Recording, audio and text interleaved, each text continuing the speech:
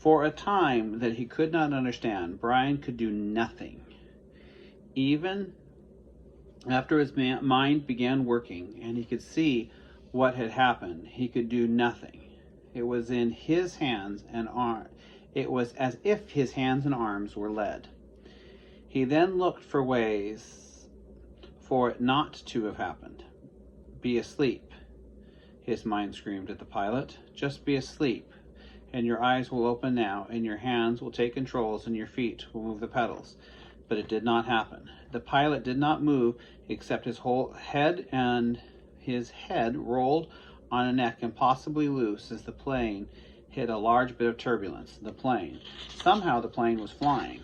Seconds had passed, nearly a minute, and the plane flew as if nothing had happened, and he had to do something.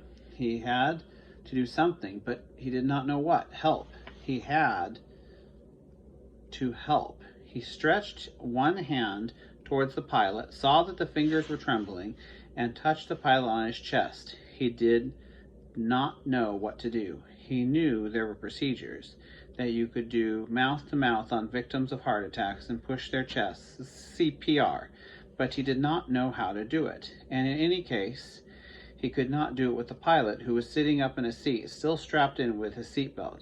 So he touched the pilot with the tips of his fingers, touched him on the chest, and could feel nothing.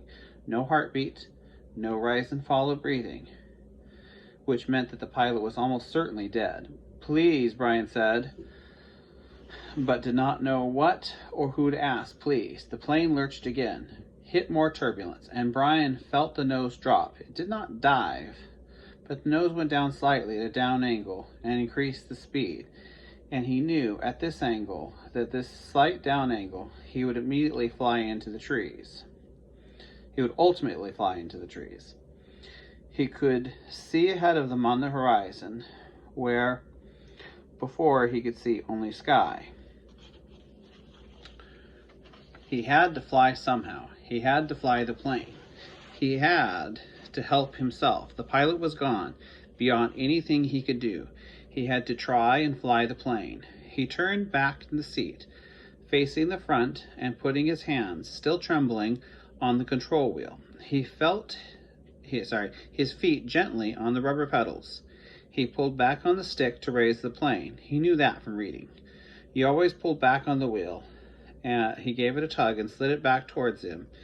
Easy. Too easy. The plane, with the increased speed from the tilt down, swooped up eagerly and drove Brian's stomach down. He pushed the wheel back in. Went too far this time, and the plane's nose went below the horizon, and the engine's speed increased with a shallow drive. Too much. He pulled back again, more gently this time, and the nose floated up. Too far, but not as violently as before. Then down a bit too much, and up again, very easily, with the front of the engine cowling settled. When he had aimed it at the horizon, and it seemed to be steady, he held the wheel where it was and let out a breath, which he had been holding all this time, and tried to think of what to do next. It was a clear, blue sky day with fluffy bits of clouds here and there, and he looked out the window for a moment, hoping to see something, a town or a village, but there was nothing, just the green of trees, endless green, and lakes scattered more and more thickly as the plane flew. Where? He was flying, but did not know where, had no idea where he was going. He looked at the dashboard of the plane, studied the dials, and hoped to get something to help. He hoped to find a compass, but it was all so confusing. A jumble and a number of lights. One displayed in the top center of the dashboard said number 342. Another said 22.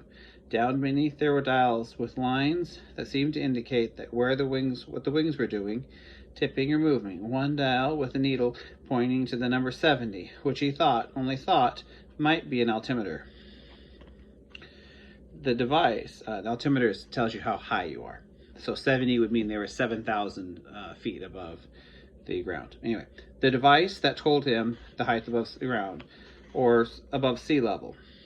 Somewhere he had read something about altimeters, but he couldn't remember what or where or anything about them. Slightly to the left left, and below the altimeter he saw a small rectangular panel with a lighted dial and 2 knobs. His eyes reached over it 2 or 3 times before he saw what was written in tiny letters on the top of the panel. Transmitter 221 was stamped in the metal, and it finally hit him. This was the radio. The radio, of course. He had to use the radio. When the pilot had been hit the way, he couldn't bring himself to say the pilot was dead. Couldn't think of it. He had been trying to use the radio. Brian looked to the pilot. The headset was still in his head, turned sideways a bit from his jamming back into the seat, and the microphone switch was clipped to his belt. Brian had to get the headset from the pilot. He had to reach over and get the headset from the pilot, or he would not be able to use the radio to call for help. He had to reach over. His hands began trembling again. He did not want to touch the pilot. He did not want to reach for him, but he had to get the radio. He lifted his hands from the wheel, just slightly, held them, waiting to see what would happen. The plane flew so normally, smoothly. All right, he thought, now to do this. He turned and reached the headset, slid it from the pilot's head, one eye on the plane, waiting for it to dive.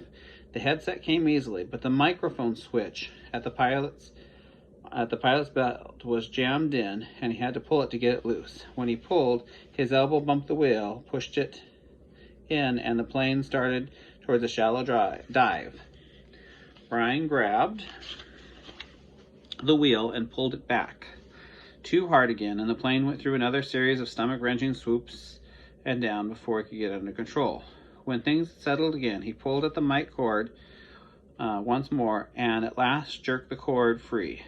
It took him another second or two to place the headset on his own head, to position the small microphone tube in front of his mouth. He had seen the pilot use it, and had seen him depress the switch at his belt. Brian pushed the switch and blew into the mic. He heard the sound of his breath in the headset. Hello, is there anybody listening? Hello. He repeated this 2 or 3 times and waited, but heard nothing. Panic came in then. He had been afraid, but had stopped with the terror of what was happening. But now the panic, now the panic came, and he began to scream into the microphone over and over again. Help! Somebody help! I'm in this plane and don't know. And he started crying with screams, slamming his head against the wheel of the plane, causing it to jerk down and back up. But once again, he heard nothing but the sound of his own sobs in the microphone, his own screams mocking to him, coming back into his ears. The microphone. Awareness cut into him. He had used a CB radio in his uncle's pickup once. You had to turn the mic switch off to hear somebody else. He reached his belt and released the switch. For a second, all he heard was whoosh, the empty airwaves through the noise and the static. Heard a voice. Whoever's calling on the radio, I repeat, release your mic switch. You are covering me. Over. It stopped, and Brian hit his mic switch. I hear you, this is me. He released the switch. Roger, I have you now. The voice was faint and breaking up. Please state your difficulty and location, and say over to end the signal of transmission. Over.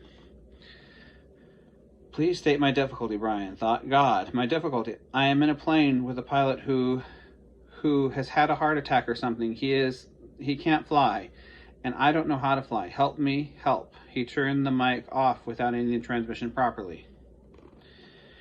There was a moment hesitation before an answer. Your signal is breaking up, and I lost most of it. Understand, pilot can't fly. Correct, over.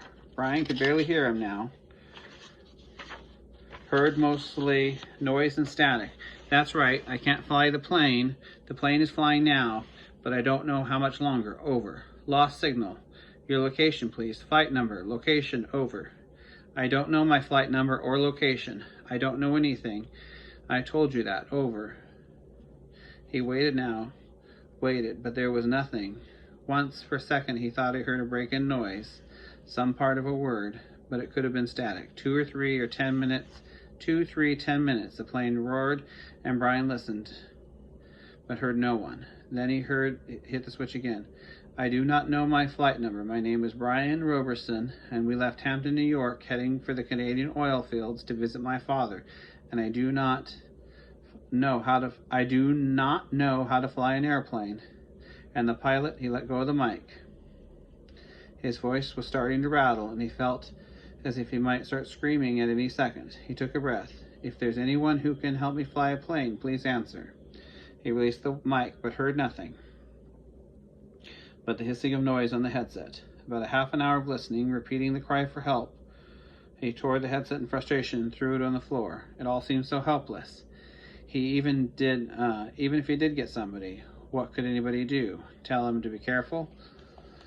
All so hopeless. He tried to figure out with the dials. He thought he might know which was speed. It was lighted and the number read 160. But he did not know if that was miles per hour or kilometers, or if it just meant how fast the plane was moving through the air, not over the ground. He knew airspeed was different from ground speed, but he did not know by how much. Parts of the books he read about flying came to him. How wings worked, how propellers pulled a plane through the sky, simple things that wouldn't help him now. Nothing would help him now. An hour passed. He picked up the headset and tried again. It was, he knew, in the end, all he had. But there was no answer. He felt like a prisoner in a small cell that was hurtling through the sky at what he thought was 160 miles per hour, headed, he didn't know where, just somewhere until there it was. Wait, until he ran out of fuel? When the plane began to run out of fuel, it would go down, period. He could pull the throttle out and make it go down now. He had seen the pilot push the throttle in to increase the speed. He pulled the throttle back out and the engine would slow down and the plane would go down. Those were his choices. He could wait for the plane to run out of gas and fall, or he could push the throttle in and make it happen sooner. If he waited for the plane to run out of fuel, he would go further, but he did not know which way he was moving. When the pilot had jerked, he had moved the plane, but Brian could not remember how much or if it had come back to the original courses. Since he did not know what the original course was anyways, he could only guess at which display might be the compass. One read 342, but he did not know where it had been or where it was going, so it didn't make much of a difference if he went down now or waited. Everything in him rebelled against stopping the engine and falling down.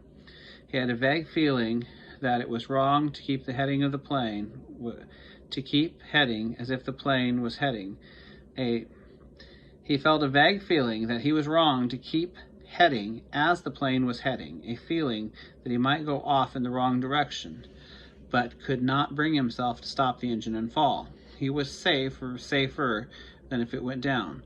The plane was flying. He was breathing. When the engine stopped, he would go down. He felt the plane running, holding altitude, and kept trying the radio. He worked out a system. Every 10 minutes, by a small clock built into the dash, he would try the radio with a simple message. I need help. Is there anyone listening to me?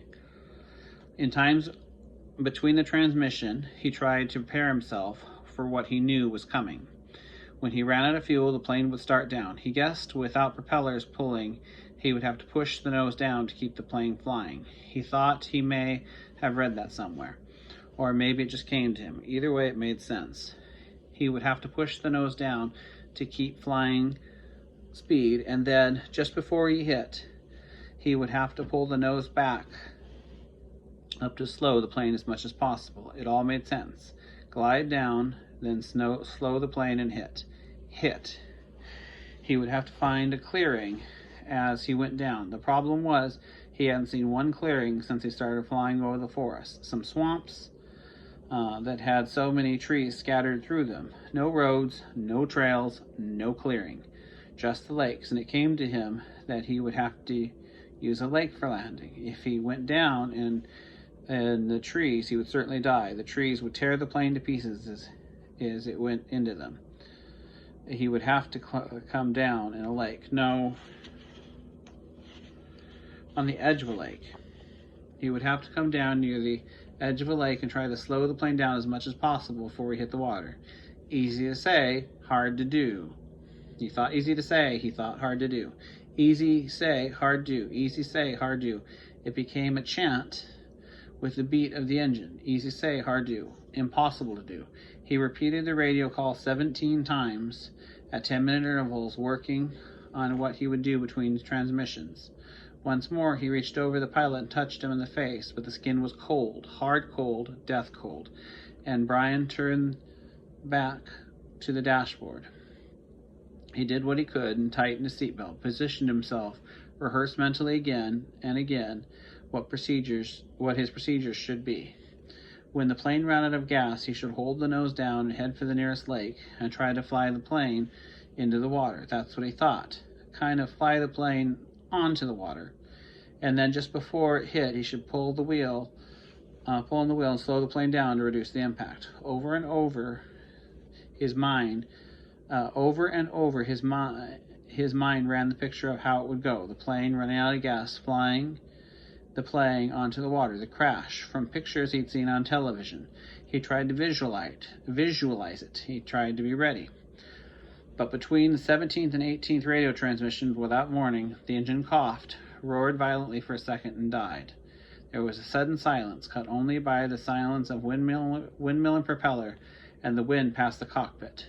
Brian pushed the nose of the plane down and threw up.